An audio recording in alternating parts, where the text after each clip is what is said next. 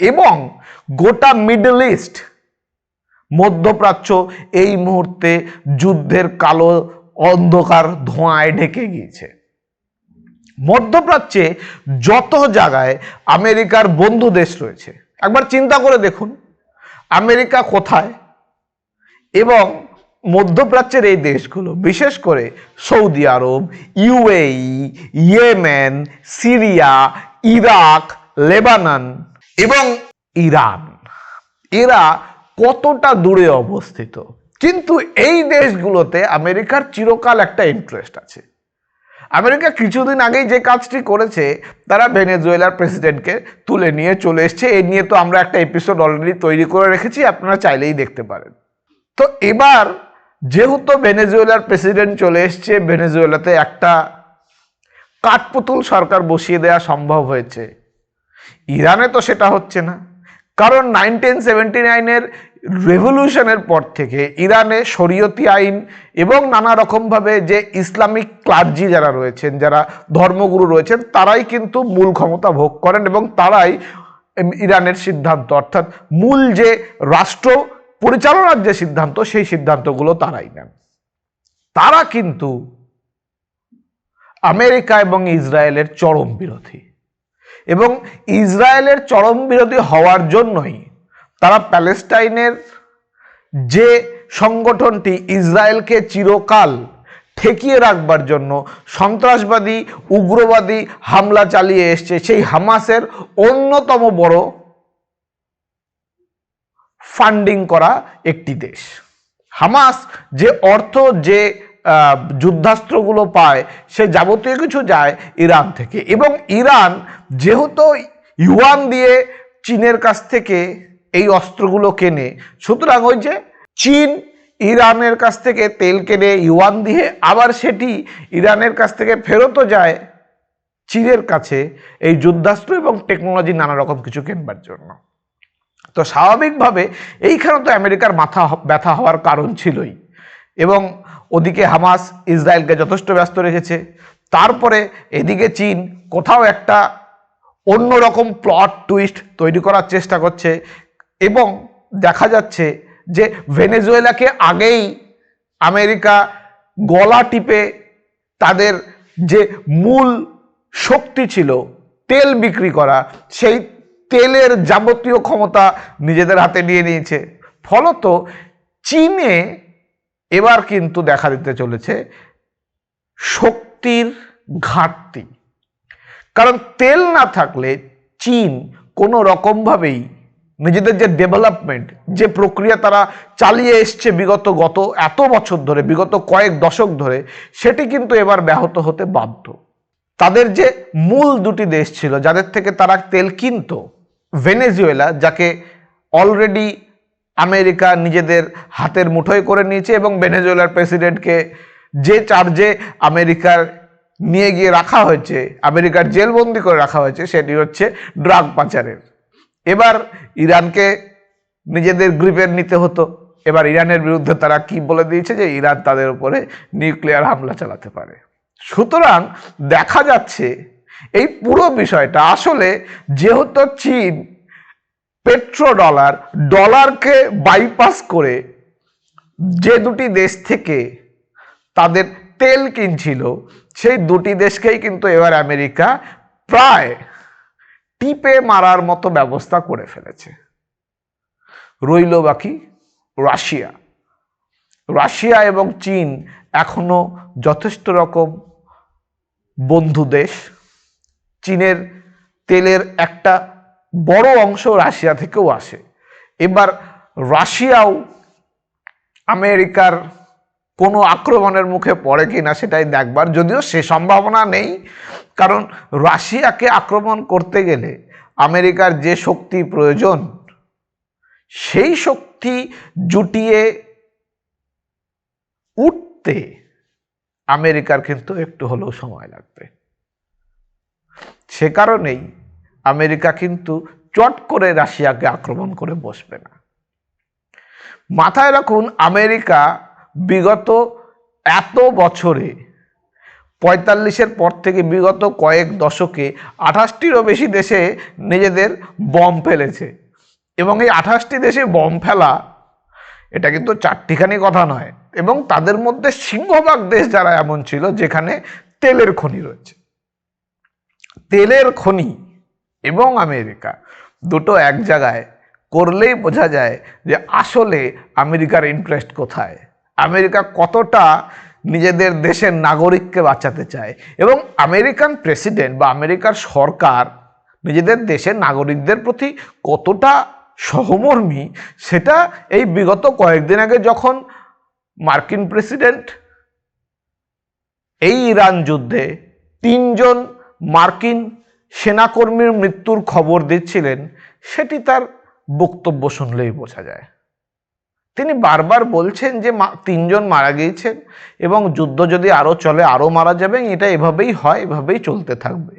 অর্থাৎ নিজের দেশের নাগরিক, নিজের দেশের সেনাকর্মীদের প্রতি তার যে দায়বদ্ধতা, সেই দায়বদ্ধতা তার বক্তব্য থেকে খুব পরিষ্কার। এবং একটি নির্লিপ্ত মানুষ যার এই কথাগুলো বলবার সময়, এই ঘোষণা করবার সময় এক্সপ্রেশনে, তার অভিব্যক্তিতে কোনো পরিবর্তন নেই। অর্থাৎ তিনি কত বেশি রোবোটিক। এই রোবট আসলে চলে এই আমেরিকার ধনতন্ত্রের দ্বারা।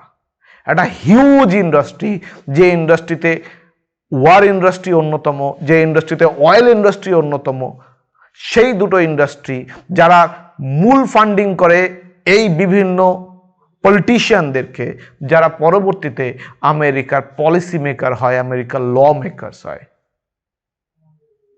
আমেরিকা এভাবেই চলে, যুদ্ধ এভাবেই চলে। আমরা মনে করি যুদ্ধ আসলে চলছে অন্য কারণে, পেছনে অন্য কারণ থাকে। ইরান যুদ্ধের প্রথম যে আঘাতটি ইরানের উপর আসে সেটি হচ্ছে গত 28শে ফেব্রুয়ারি আয়াতুল্লাহ আলী খামেনির মৃত্যুর পরে। আপনারা জানেন গত 28শে ফেব্রুয়ারি মার্কিন মিসাইলের আঘাতে আয়াতুল্লাহ আলী খামেনির মৃত্যু হয়। এবার সমস্যাটা হচ্ছে আয়াতুল্লাহ আলী খামেনিকে চট করে মেরে ফেলা এতটাও ইজি ছিল না আমেরিকা বা ইসরায়েলের পক্ষে। এই কাজটি কিন্তু যথেষ্ট রকম কঠিন ছিল।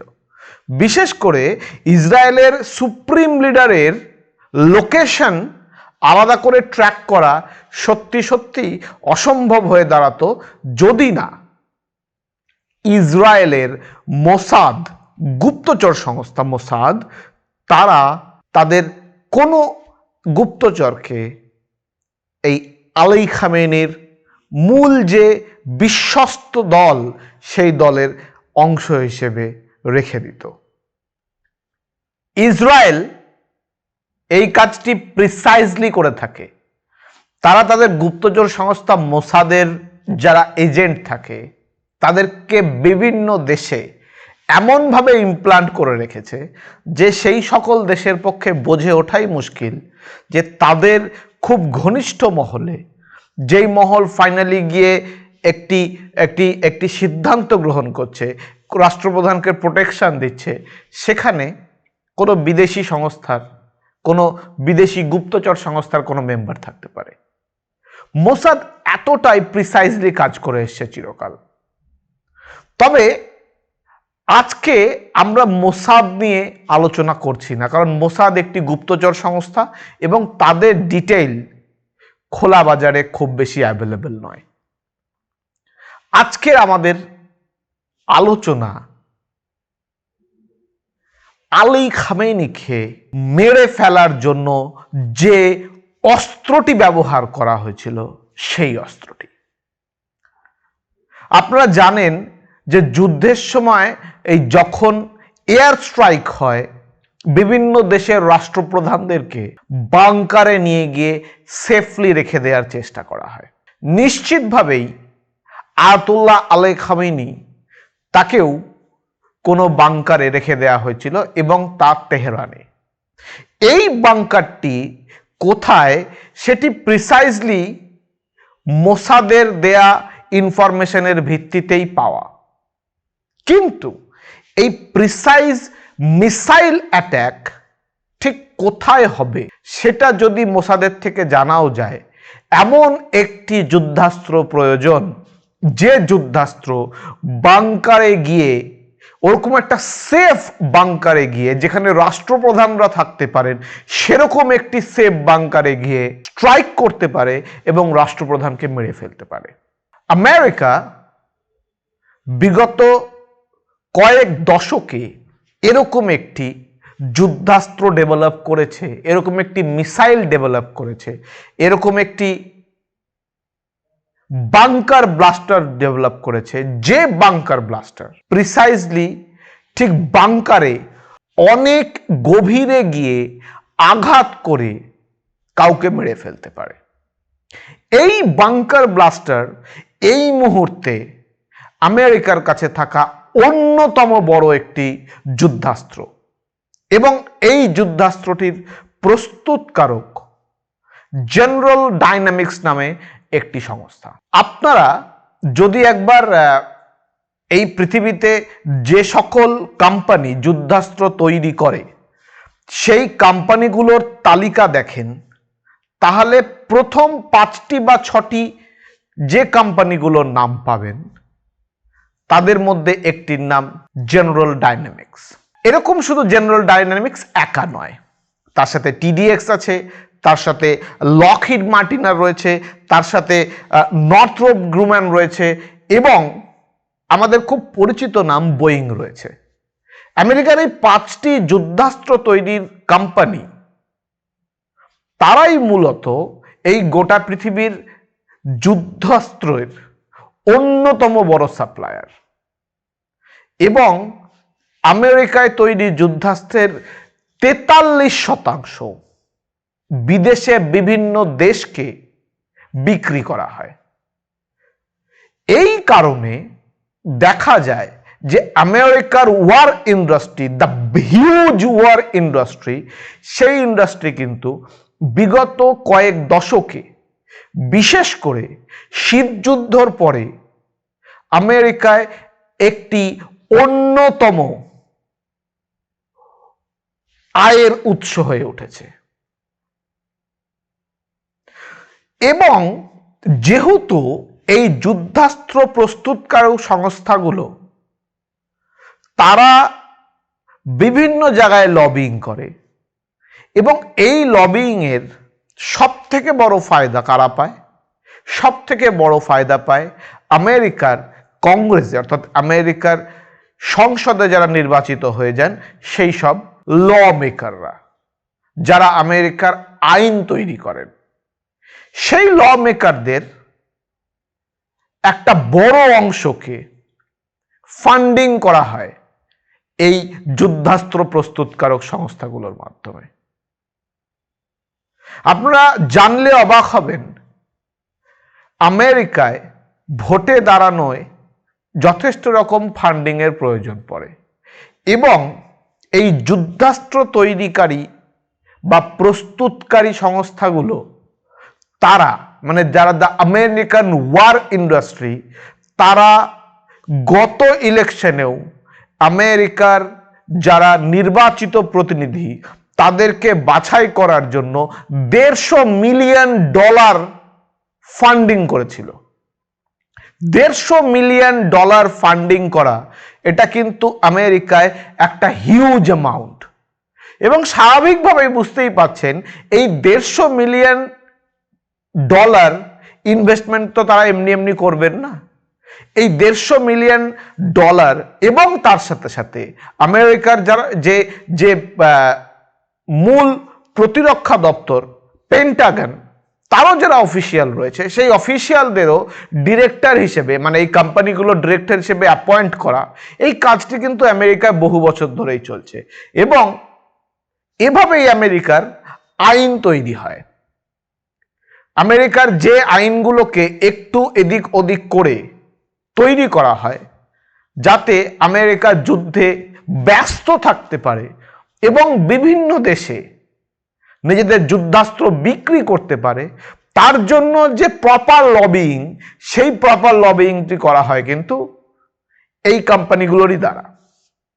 এই কোম্পানিগুলো আসলে আমেরিকার ওয়ার ইন্ডাস্ট্রির সব থেকে বড় লাভবান সংস্থা, এবং তারাই আমেরিকার যে সংসদ, সেই সংসদে যারা নির্বাচিত হয়ে যান, যারা পলিসি মেকার, যারা ল মেকার, তাদেরকে প্রায় পকেটস্থ করে রেখেছেন। এবং এই ফান্ডিং স্বাভাবিকভাবেই তারা এমনি এমনি করেন না, আপনারা বুঝতেই পারছেন। তাদের কোনো উদ্দেশ্য থাকে, এবং এই উদ্দেশ্যই কিন্তু গোটা পৃথিবী জুড়ে যে যুদ্ধ ব্যবসা চলে, যে যুদ্ধাস্ত্র বিক্রি করার যে প্রয়োজনীয়তা দেখা যায়, তার অন্যতম বড় চাবি। গত কয়েক দশকে ইউনাইটেড স্টেটস অফ আমেরিকা, যে আমেরিকা উত্তর আমেরিকার একটি বিশাল বড় দেশ, যার এক প্রান্তে আটলান্টিক মহাসাগর, যার অন্য প্রান্তে প্রশান্ত মহাসাগর, যার একদিকে কানাডার মতো একটি দেশ, যার একদিকে মেক্সিকোর মতো একটি দেশ, সেই দেশটি যে ন্যাচারালি অর্থাৎ প্রাকৃতিকভাবেই সুরক্ষিত, যারা এশিয়ার কোনো রকমভাবেই ধারে কাছে নেই, যারা ইউরোপের ধারে কাছে নেই, যারা থাকে একদম আটলান্টিকের ওপারে, যাদের দেশে 1945-এর পার্ল হারবার আক্রমণ এবং তারপরে 9/11 2001 সাল, এর মাঝখানে সে অর্থে মূল আমেরিকায় কোনো দিন যুদ্ধের কোনো প্রভাব পড়েনি। সেই আমেরিকা ইরানকে যখন আক্রমণ করে বসে, বলা হয় যে আমেরিকা নাকি ইরানের দ্বারা আনপ্রোটেক্টেড। এখানে আমেরিকা সংবিধানে একটি আইন রয়েছে যেখানে বলা আছে, যদি মনে হয় যে আমেরিকা কোনো রকমভাবে বাহ্যিক কোনো শক্তির দ্বারা আক্রান্ত হতে পারে, তাহলে কিন্তু আমেরিকা সেই দেশটিতে আক্রমণ করতে পারে, এবং সেক্ষেত্রে ইউএস কংগ্রেসের কোনো রকম সম্মতির প্রয়োজন পড়ে না। রাষ্ট্রপতি চাইলে নিজেই এই সিদ্ধান্ত নিতে পারে। আমেরিকার রাষ্ট্রপতি ইরান আক্রমণ করবার আগে ইসরায়েলের কথা মতো ঘোষণা করেন যে আমেরিকা নাকি ইরানের দ্বারা আক্রান্ত হতে পারে, কারণ ইরান নিউক্লিয়ার বম তৈরি করছে। সাথে সাথে অবশ্যই ইরান জানায় যে না, আমাদের আমেরিকা আক্রমণ করার কোনো ইচ্ছা নেই। কিন্তু তা সত্ত্বেও এই কাজটি যখন করবার প্রয়োজনীয়তা রয়েছে, বিশেষ করে ইরানের উপরে বিগত এত বছর ধরে স্যাংশন লাগিয়ে রাখার পরও ইরান যখন পৃথিবীর অন্যতম একটি বড় শক্তিশালী দেশ চীনকে তাদের তেল বিক্রি করছে, এবং তাও ইউএস ডলার দিয়ে নয়, চীনের নিজস্ব মুদ্রা ইউয়ান দিয়ে, তখন স্বাভাবিকভাবেই বুঝতেই পারা যায় যে আমেরিকা তো সেখানে চুপ করে বসে থাকার পাত্র ছিল না। ইরানের বিগত কয়েক বছরের ইতিহাস বলছে যে পৃথিবীর বিভিন্ন দেশে তারা তেল বিক্রি করা বন্ধ করতে বাধ্য হয়েছে। তার কারণ সেই দেশগুলোতে আমেরিকার কোথাও একটা অঙ্গুলি হেলন চলে যে তারা কোনো মতেই ইরান থেকে তেল কিনতে পারবে না, কারণ ইরানের উপর স্যাংশন লাগিয়ে দেয়া হয়েছে। এবং সেই ইরান যখন কোনো একটি দেশকে তেল বিক্রি করছে, এবং তাও আবার ডলারে নয়, স্বাভাবিকভাবে আমেরিকার দুশ্চিন্তা বারবার তো সুযোগ রয়েছেই। এই দুশ্চিন্তা কিন্তু বিগত বেশ কিছু বছর ধরে বেড়েই চলেছিল। তারই ফলশ্রুতি ইরানকে আক্রমণ করে বসা। কিন্তু চট করে তো আক্রমণ করা যায় না।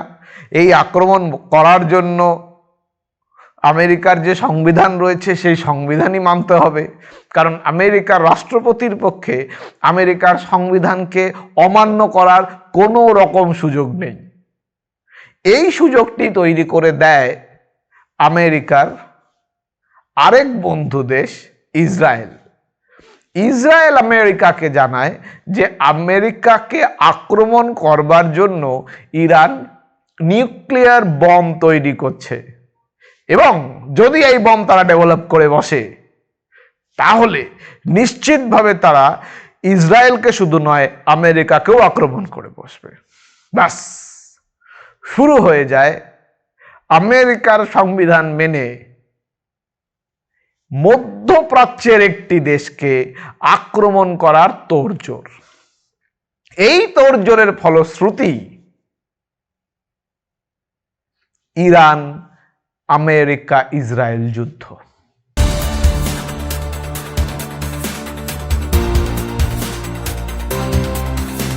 This channel does not promote any violent or harmful or illegal activities. All content provided by this channel is meant for an educational purpose only.